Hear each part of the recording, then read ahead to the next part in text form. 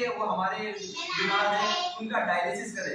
Dialysis माने क्या, जिसकी किडनियां खराब होती है दोनों, उसका खून जो है मशीन में बाहर लाया जाता है और मशीन में बाहर लाके उसको साफ करके फिर से क्या करते हैं, बॉडी में सप्लाई किया जाता है। और ये काम करने के लिए, अमल करने के लिए 4 घंटे 4.5 घंटे लगते हैं। देखो एक बार डायलिसिस खून करने के लिए 4.5 घंटे लगते हैं, 4.5 घंटे। और जिसकी किडनी खराब होती है उसको हफ्ते में 2 मरतबा डायलिसिस करना पड़ता है।